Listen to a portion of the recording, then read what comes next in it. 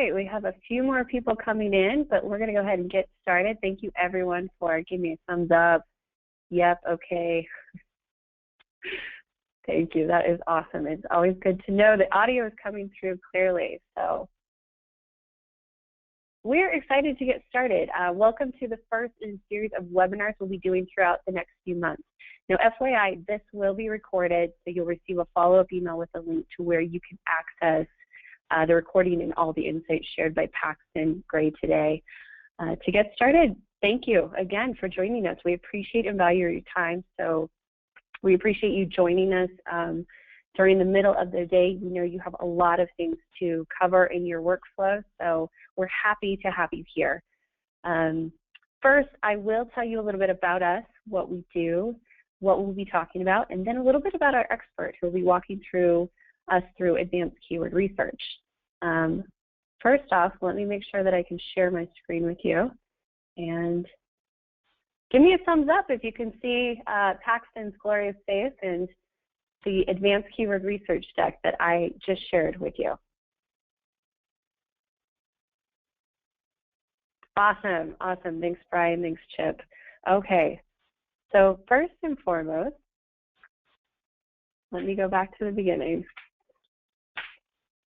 We are 97th Floor. We're an award-winning digital marketing agency, and we work with a number of clients in the enterprise as well as the small, medium business sectors, and as you can see, across a variety of industries. Now, we are a collection of strategists. We provide a full range of capabilities, essentially everything required to create and execute strategies that produce bottom-line results, from everything from organic SEO to PPC, design and development, to copywriting and video production. Now, today we will be talking about advanced keyword research, but for those of you who are brand new, but even those who are fully immersed in this industry, let's just start from the beginning. What is a keyword? Now, you already know this. The keywords are phrases we type into Google to get information.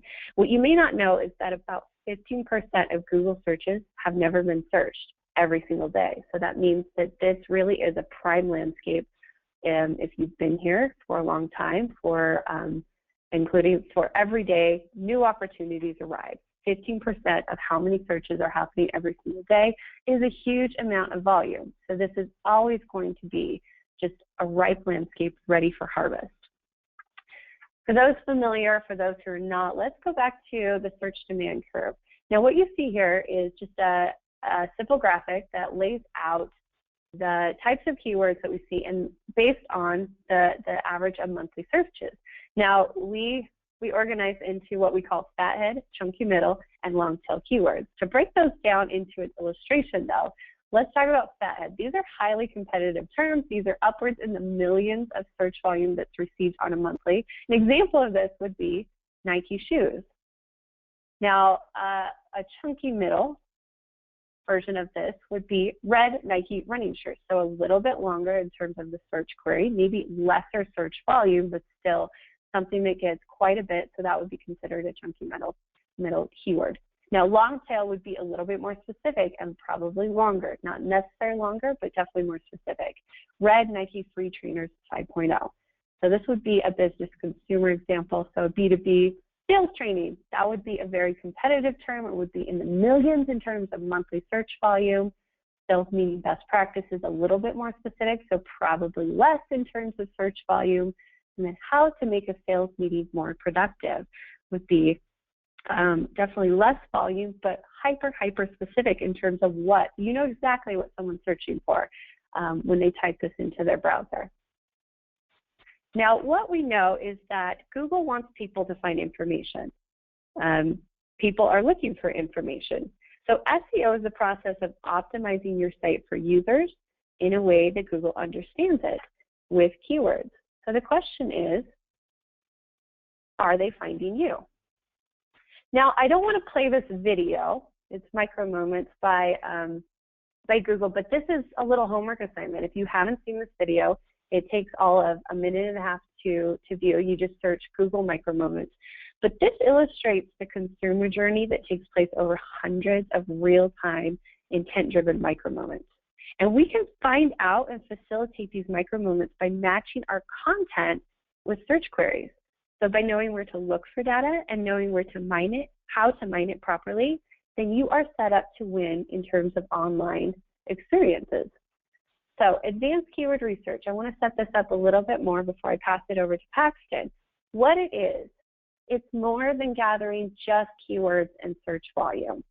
It's mining for better understanding of engagement and benefit in order to become more strategic in tactical efforts that orchestrate results. Bottom line value here. Now what we are not doing today is a tutorial on Keyword Planner. You can definitely find that elsewhere. We have a lot of other tutorials elsewhere in order to deep dive into Keyword Planner. This is also not going to be SEO strategy specifically, like how to rank for specific keywords. We have loads of other content for that in our blog and in subsequent webinars in this series. But today we will be focusing on things that are definitely incorporate SEO strategy, but we won't be talking specifically how to build an SEO strategy. Now, I want you to think, if this is new to you information-wise, then some of the advanced techniques may sound overwhelming.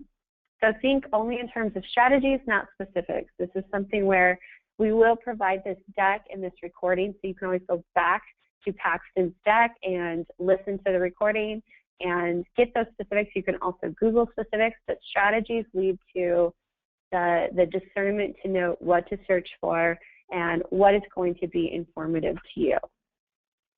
Now, I do want to introduce our speaker today who's going to be walking us through this, Paxton Gray. He is the Director of Marketing Operations, and he oversees the management of our teams of marketers, content managers, designers, and specialists here at 97th Floor. He's essentially responsible for implementation of the systems and the protocol in order to scale efforts based on very customized client need, and he ensures top quality. Not just best practices, but only practices. So it is a massive job, and he is a brilliant mind. He is also a speaker and a teacher, and considering how immersed he is in teaching entry-level marketers here at 97th Floor to our most experienced strategists, he is just so ideal to sharing with you the insights he's prepared today. So without that, we're going to turn this over to Paxton Gray. He'll take us into advanced keyword research. Give us a couple seconds to turn over presentation rights and get the audio. But yeah, we're super excited to jump into this with Paxton. Give us 1 second. Thank you, guys. Awesome. Okay, so like Shante said, my name is Paxton Gray. I'm the Director of Marketing Operations here at 97th Floor. And today I'm going to talk about advanced level keyword research. I'm aware that there are a lot of people here who are at different levels of the spectrum in terms of understanding of keyword research and just digital marketing in general. So I'm going to try to encompass as many people as I can within this training. So I have prepared some slides to go through that kind of cover the basics, but I'm going to kind of breeze through that and give you access to the deck afterwards. But I want to focus most of my time on a demo that shows you the application of the technique at large. So some of the benefits of advanced level keyword research, obviously in SEO, it allows you to identify areas that you can target and get a lot of benefit. So that's pretty obvious. It also helps with PPC, which is search related as well. However, some other benefits of keyword research are in content ideation. So we have people who, content marketing in general is an industry that suffers a lot from people who don't really know what kind of content they need to be producing. So keyword research is a great method to figure out what kind of content you need to produce, because it accesses data from Google. It tells us exactly what people are searching for and what they want. So all we need to do then is give it to them. Additionally, I'm friends with a guy who used keyword research to do some market research, and because of what he found through keyword research, he found a hole in the market and was able to exploit that, and now has a chain of businesses that are really successful because of that hole that he found through keyword research. So it helps you with market research. You can find sentiment around topics and also look for some business opportunities. So the things that we're going to talk about has a wide application beyond even just digital marketing. And is really important to know for entrepreneurs and small business owners as well. So step number one in keyword research is finding keywords. So there are a lot of different sources that you can use. Google's data is probably the biggest source, but as time goes on, they lock more and more data down. So we have to rely on other things. There are suggestion tools like Ubersuggest. I'll talk about that a little bit, where they can take a small set of keywords and give you suggestions based off of to build a bigger list. We can use competitors, which I particularly love doing. It's a technique where basically you can see what your competitors are already ranking for and find keywords that way. So there's good opportunity. Plus, by ranking for them, you are going to beat competitors. And then there are also non-Google sources of data. These come a lot of different ways. One of which is there are some tools that involve browser extensions, and those extensions will actually track what people search within Google and then extrapolate through statistics, making assumptions about what the world at large then is searching. So there's obviously some weaknesses there, you can assume, but it's good to have multiple sources of data so we can compare them against what Google is giving us, because Google's data isn't always accurate. So I'll go through how to find keywords in the demo. I'll go through details of all this in the demo. Step two is to gather data. So again, in order to gather data, you want to pull data from Google, and we can also use non-Google data, so stuff coming from different tools. So when it comes to gathering data, we want to stick to what I call the pillars of keyword research. The number one most important thing that you need to pull is volume. Typically, it's organized in how many people are searching that phrase per month. You want to get as close to what we call exact match as possible. Some tools will count any term that includes the phrase you're searching for, and that's what's called broad match. That's not super helpful, especially when we're going after keywords that have fewer words, because they could potentially be included in more phrases. So ideally, you want to get exact match on a monthly basis for volume. Then we're also looking at conversion rate. So this is going to be pulled lots of different ways, but what we're trying to get is we're trying to find a metric that gives us some level of indication as to how likely traffic is to convert when they search for that keyword. Obviously, because we're in the business of making money, and so we want to find people that are willing to spend money when they search for those words. A competition. So how difficult is it to rank for this keyword organically? That's going to be a factor in our research. And all of these three factors will vary in importance depending on what your objectives are, competition being probably the most widely varied. And then relevance. Obviously, if we have keywords that are super high volume, they bring in a lot of great conversions, the competition is low, but they're not relevant, that's still not going to be a keyword that we want to go after. So we need to balance all that out by making sure that we're going after keywords that are relevant. So how can we pull this data? So obviously Google AdWords, their keyword planner, provides a lot of this data. And Ubersuggest is another free tool that we can use to come up with keyword ideas. One of the downsides of Google AdWords, specifically going back to that, is Google makes their money when people advertise on their platform. So they ultimately, and their platform works on a bidding, as a bidding method. So it's to Google's advantage to create perceived scarcity in the market. So, you know, this is all guessing here, but they don't show you every single potential keyword. We've done lots of comparisons where we take some paid tools that suggest terms and compare that against Google's AdWord planner. And the paid tools by far can show us, you know, 4 to 5 times more keyword opportunities than Google AdWords does. Maybe that's just because of platform limitations or internal limitations or whatever. It could also be that, again, they want people to be bidding on the same keywords and not give them access to keywords that no one is really bidding for. So there's a potential weakness there. And so I would recommend, whenever possible, getting into some paid tools. Ahrefs is a great option. SpyFu is my favorite by far, and that's what I'll be using for the demo. Additionally, SpyFu is quite inexpensive, so I would highly recommend SpyFu for keyword research, and I'll talk a little bit more about that. And then Scrapebox is also a fantastic tool. Limitation of Scrapebox is that it's only for PC. We are at a Mac company, so we don't use that a lot, but Scrapebox is fantastic for pulling a lot of the same data. So again, we want to just make sure to pull those same 4 pieces of data: volume, how likely it is to convert, how difficult it is to rank for that keyword, and then again, whether or not that keyword is relevant to our business model. So once we get that data, then the next step becomes analyzing that data.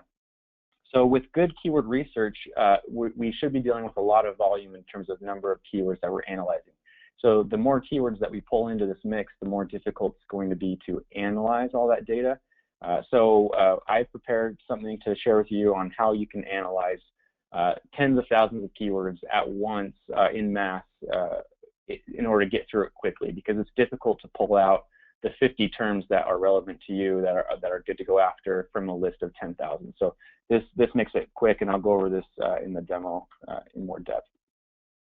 And then finally, once you have the keywords selected that are relevant, have high volume, convert well, and are low in difficulty, then you want to group those by intent. And what I mean by intent is, what is the user trying to find when they search for that keyword? So ideally, what we want to end up with is a group of 5 to 10, 15 keywords that all have the same intent. The user is trying to find the same thing when they search any one of these 10 to 15 different keywords, because that allows us to then create one piece of content that will rank for all 15 of those terms, which will allow us to multiply essentially the efforts that we're going for when we create content. So again, this is a keyword research process, just in summary. Find keyword ideas, gather metrics, and those are volume, conversion rate, competition, relevance. Analyze those words, and then group potential keywords by intent. So let's get into the demo. This is going to be the meat of the presentation here. So this is what the template looks like, and we are going to be sending over some more materials, so just look out for those via email. But this is kind of the empty version of the deck. So we're going to fill this out and go through. So what we're going to use as an example for this keyword research is Acorns. We're not affiliated with Acorns. I just kind of like their company and their marketing stuff, so we're going to use them as an example. So with Acorns, what we're going to do first is, if we are Acorns, then we're going to first analyze what keywords do we rank for right now. So like I mentioned, we're going to use SpyFu. Within SpyFu, you just go to SEO research, SEO keywords, and it's as simple as just pasting in the URL. So I've already done that here. And you can see it's a really fast tool.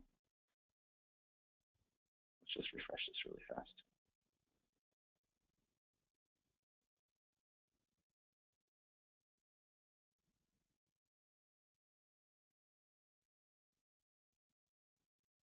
So what this is doing is it's pulling ranking data for acorns.com. It's pulling in all the different pages that rank within the entire website. So it's not just pulling what the home page ranks for, but every page within the domain. So we can see here, these are all the keywords. It allows us to sort by different metrics. That's fine. But what we want to do here is export and get this into a Google document. So export's very fast, great for us. And then from here, you just import. Simple process. Insert new, don't replace. So that should add that data right here.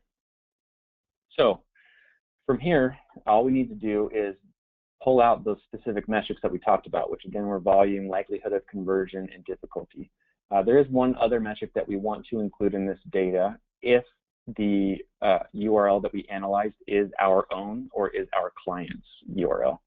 So we don't need any of this information. What we want, that extra piece of information we want, is position.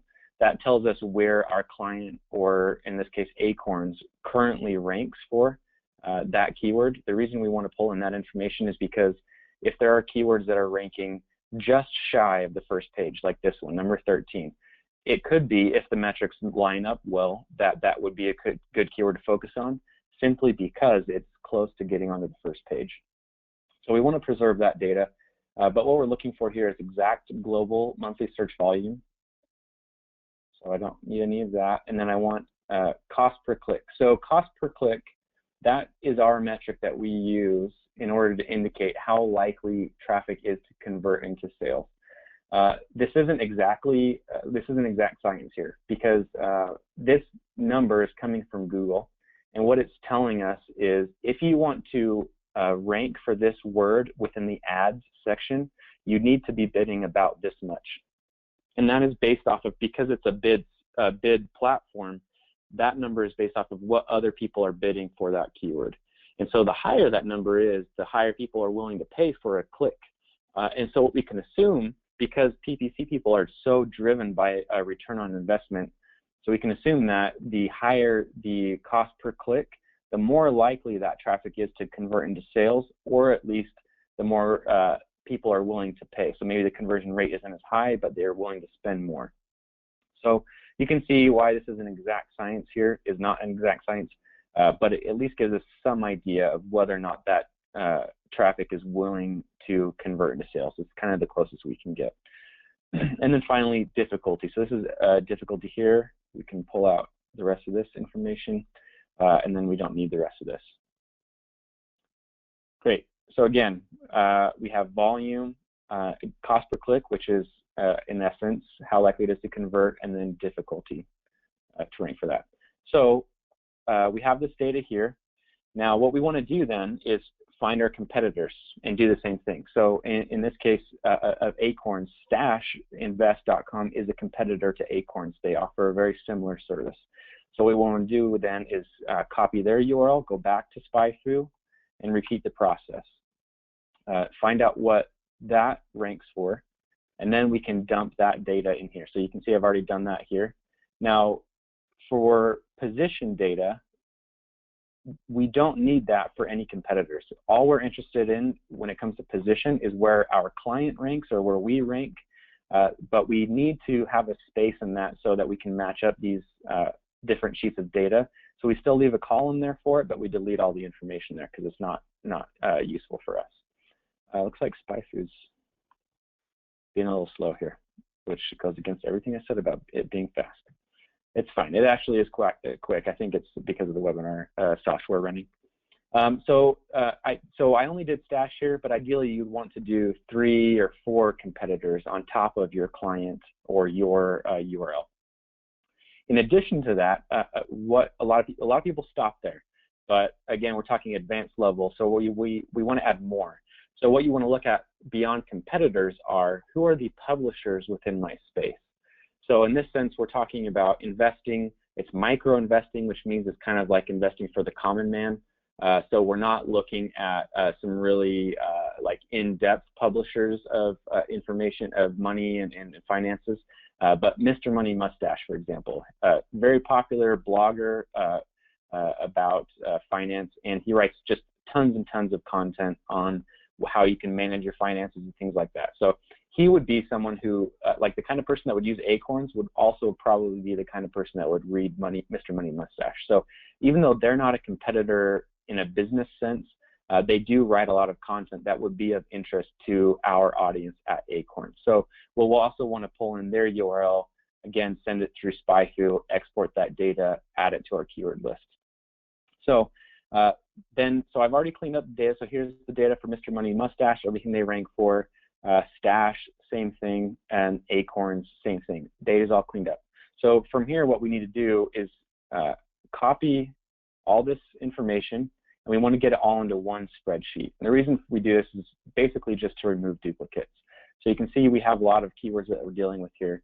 We're up to 3,200. And I can say 3,200 is actually probably on the low end of how many keywords you should be analyzing to just really do this properly. But for purposes of this demo, we're going to keep it a little on the lighter side. So once we've dumped it all in the same sheet, all you need to do then is sort by position.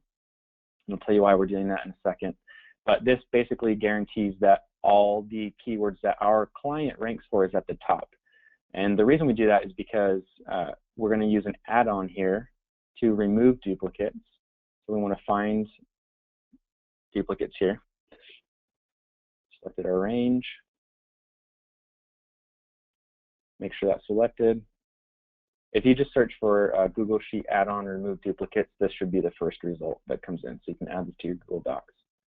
And then make sure it says delete rows within selection. I'm not going to do it because it takes a second to run it, but what it will do essentially is delete the second occurrence of every keyword that's mentioned. So if there's something that both Acorns and Stash ranks for, this will delete Stash's version but maintain Acorn's version, because that will keep the position data, which is what's important for us. Okay, so from here, we don't need these headers anymore. We can keep them if you want, but it's easier if we just delete, because we want to copy an entire row of data. So what we're going to do here is copy this first row, hop in, and paste it right here. Now, you may be asking why we're doing one row at a time. The reason is this sheet is full of calculations, and you can see it's quite slow. So if we give too much data to it at once, it has a potential to break, which is kind of a downside of using Google Sheets. So you could conceivably build the same thing within Excel and have access to a lot more internal hardware and make this run a lot faster, which is what I would actually recommend doing. So from here, you're just going to copy each row, and you do it one row at a time. Let it finish calculating before you paste it. And you can see I've done that here. So what this sheet does for us, and I'll expand this so you can see how it works. First off, let's talk about the colors in columns C, D, and E. So what these colors, these are conditionally formatted. So basically, the sheet runs a calculation that says if this cell is within the top 90th percentile compared to the rest of the cells in this same column, color it dark green. So basically, these are colored accordingly depending on how they rank with the rest of the different cells in the same column. The reason that's important is because if you own a business that sells food storage, you're typically going to be dealing with volumes that are quite low. And so for that business, if the volume had 500 searches, that might be on the higher end, and that would be a good keyword to go after.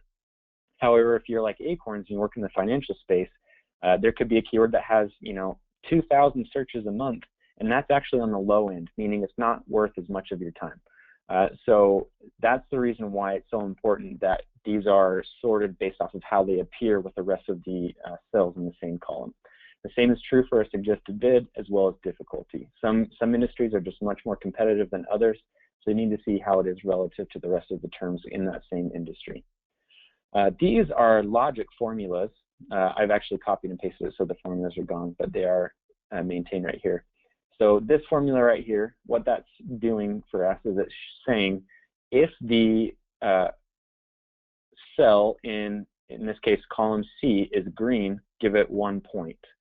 And if it's not green, then give it 0 points. So from here, it's just a yes-no formula, basically. The sum is the sum of all three. What we're trying to do, these columns do, is we're looking for keywords that are green across the board. They have high volume compared to the rest of the keywords. They have high suggested bid compared to the rest of the keyword, and they're low difficulty compared to the rest of the keywords. That's what we want. And so this column is automatically formatted to give a 1 to any keywords where those three things are true. So I'm going to hide this. I just want you to know how it works, but you don't need to actually look at any of that stuff. Yeah, let's hide those. So from here, it's really a simple matter of organizing based off of best. And so you actually want to go Z to A. And so we can see here, this gives us, so we have 3,500 keywords, and instantly I have all the keywords that have a lot of volume, likely to convert, low in difficulty. So from here, if you remember, the last part that we need to analyze is this keyword relevant to my business? So that's why this selection column exists.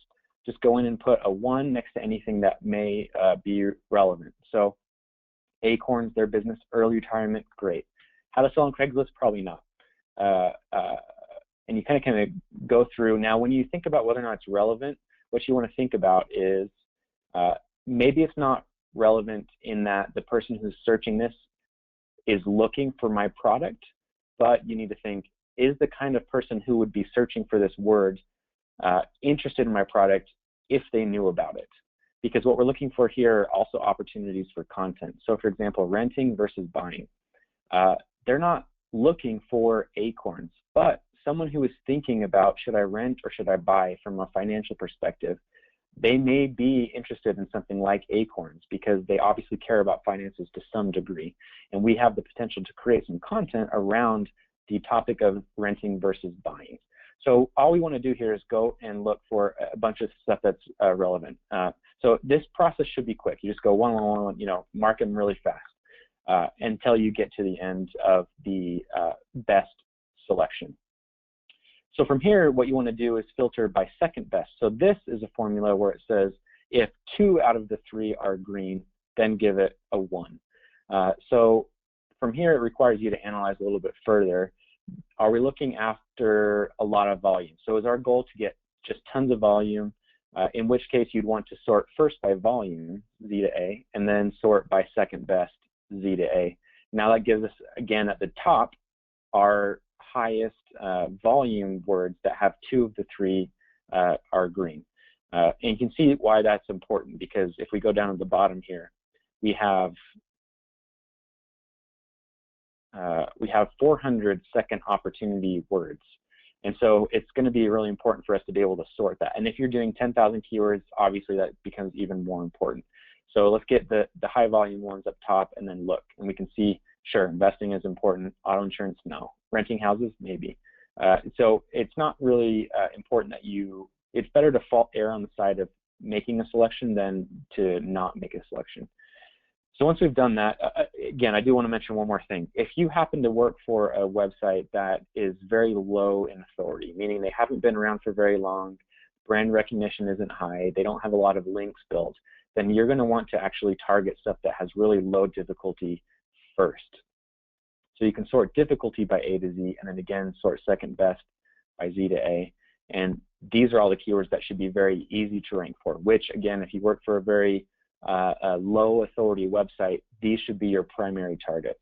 If you work for a site like Salesforce or Citrix, we can create content for them, and it doesn't matter what happens, it's going to rank just because it belongs to such a high quality website. So we almost never even take difficulty into account when we look for keywords to go after. But if you work for a small site, this is going to be probably the most important metric that you're looking for.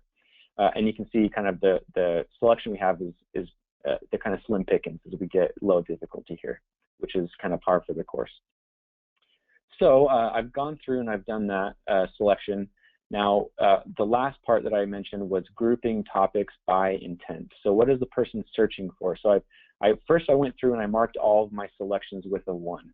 Then I sorted by selections so that I could look at all the keywords in aggregate.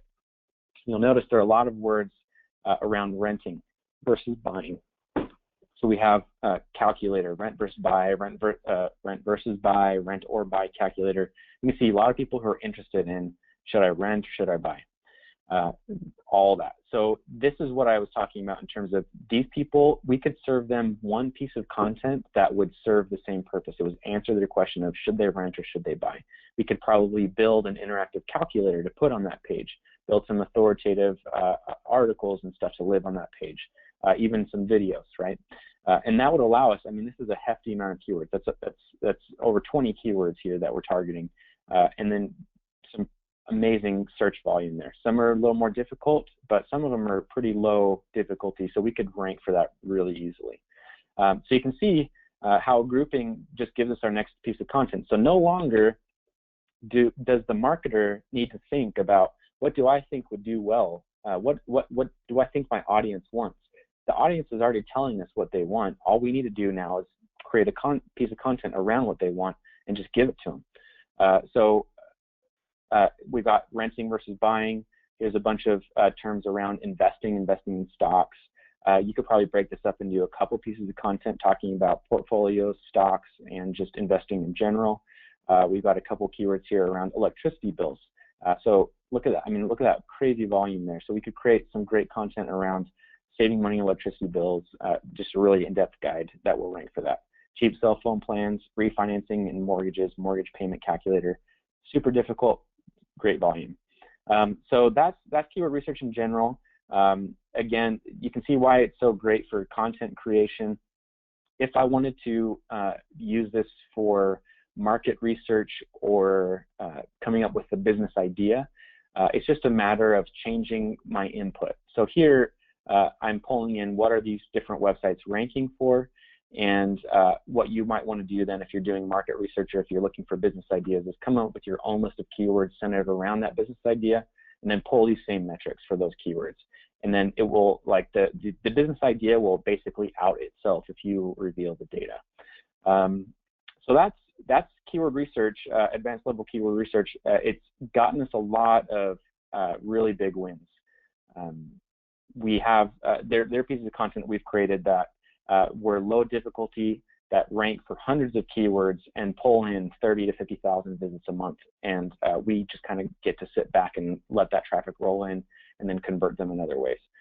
So you can see how powerful it is if you're able to kind of harness all this data in a very simple way, which we believe this template allows you to do. So with that, I will pass it back to Shantae, let her take over. Yeah, absolutely. Thank you, Paxton. Now, Paxton, stay on the line a little bit. Let's, if there's any questions, I know Paxton just gave you a lot, and this might be something you need to, once we send it out, we will be sending it out. We'll send you an email with the link to the recording and deck by end of day tomorrow. But if there's anything that you have questions about that Paxton can field now, feel free to type it in the answer box, and we'll read those off. But while that's happening, Paxton, let's go back to, I know that this is not the way that we've always done keyword research at 90 Summit Floor, so maybe speak to a little bit more of the history as to how this evolved into what we have now. You certainly touched on results-wise, but maybe even explore that a little bit more. Yeah, that's right. We used to do this a lot differently. We would pull in what's called the COB. It's a Keyword Opportunity to Benefit score, which takes these three different metrics and analyzes them to give you kind of a score that is, it doesn't really mean much. It only means anything in comparison to the rest of the scores. But the reason that some of the flaws of that method is it doesn't allow you, like the formula puts too much weight on certain metrics. So for example, there could be keywords that just because they command a lot of volume, they would get a really high COB score, even though the difficulty is way too high and the potential for conversion is very low, simply because volume is given so much weight. And so what this does is it really balances all three metrics and allows the user to adjust accordingly. What this method also does is we got into content production, keyword research as a means to an end for content production. And it required that we analyze tens of thousands. I mean, in some cases we were doing 30 to 50,000 keywords in one batch. And sorting through that many keywords with just the COB score became unmanageable. And so we kind of needed to build this new method to sort through all that data quickly. And so that's why the first and second best opportunities allows you to just quickly cut to the chase of what is the best within this field and what is the worst. And so yeah, to summarize, it allows you to analyze large volumes of data very quickly, and it properly balances the three different metrics that we measure in determining whether or not a keyword is something that we want to go after. Mm-hmm. So that benefit really is the difference between like, conversions to driving brand awareness. Like you can connect those to very specific conversions in that. Yeah. Mm-hmm.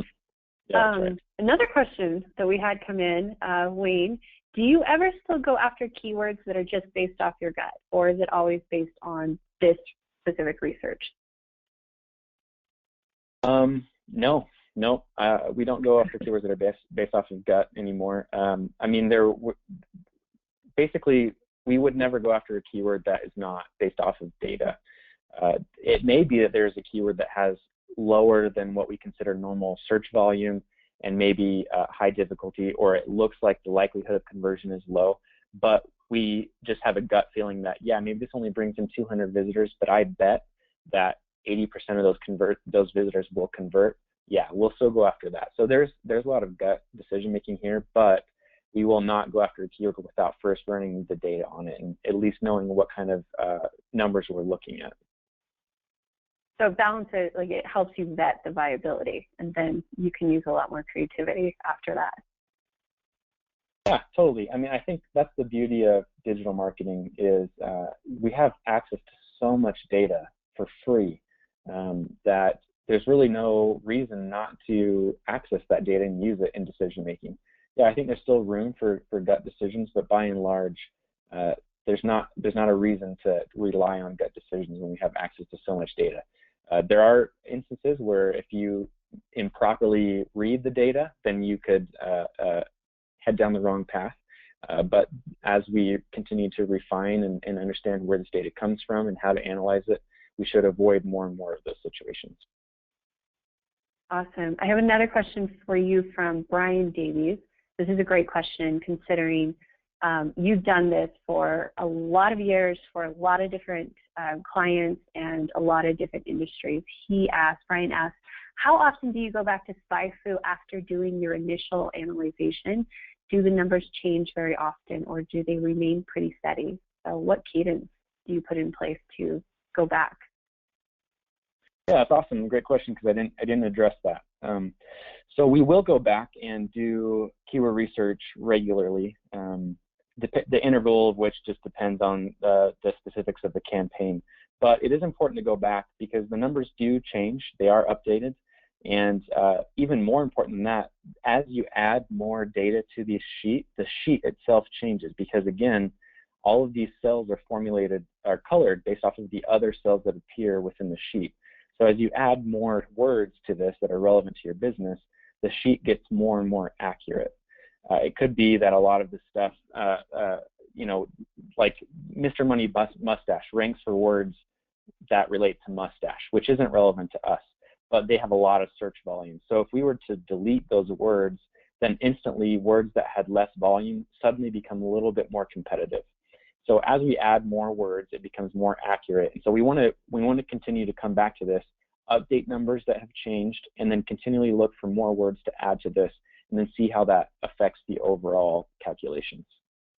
Good question. Awesome.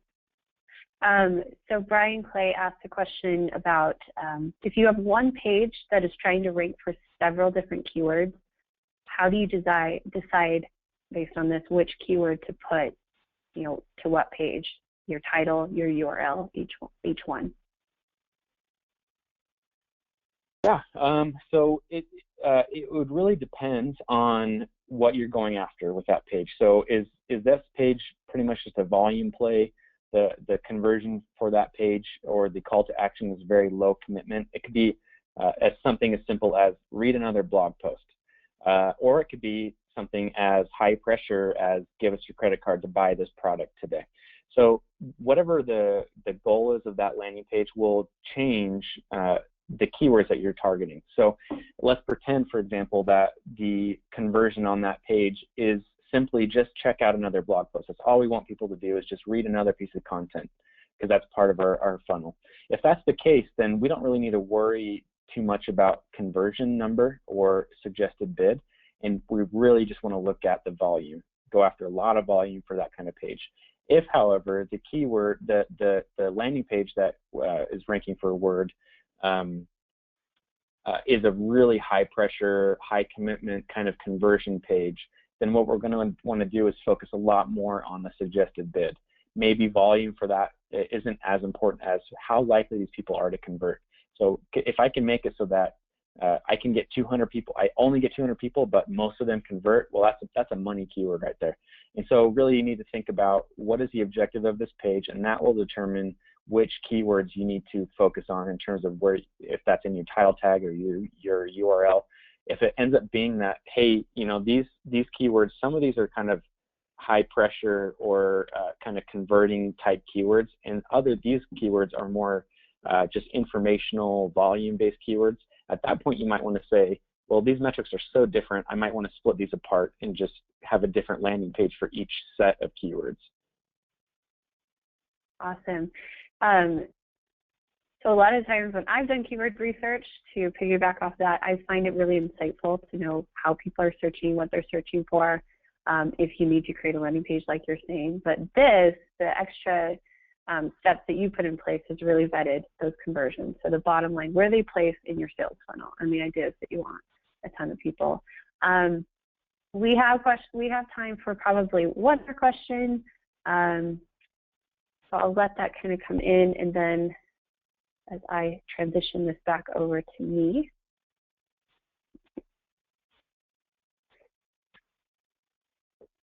Okay, Brian Clay wants to clarify. I'm trying to have one-page ranks for home security and home alarm, for example. How do I decide between alarm and security for that specific landing page? Do you have any insights on how to vet that even more, Paxton?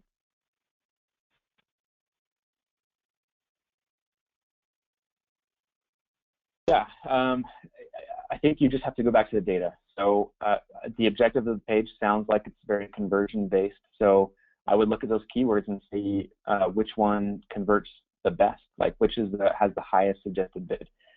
And I think this gets back to Wayne's question at the beginning, which is, do you ever use gut decisions? And this might be an instance where gut needs to play a little bit bigger of a role. But look at the data, see which one has a higher suggested bid, and look at volume, because it could be that if one has just a slightly higher suggested bid, but the one that has a smaller suggested bid has way more volume, you might want to go in that direction. But if they're matched evenly, at this point it's just kind of a make a gut decision and then see what happens. I think those two terms are so closely related that I don't think it's worth the time splitting hairs here. You could probably just create a title tag and URL that somehow involves terms from both terms and rank for both well. Given, I mean, this wasn't intended to be an SEO discussion, but there are ways that you can go about ranking for both of those just because they're so similar. Mm-hmm. Love it. So that is probably the time we have for questions. There will be opportunity to follow up with Paxton. He is accessible, so we'll make sure that to include, best contact for him.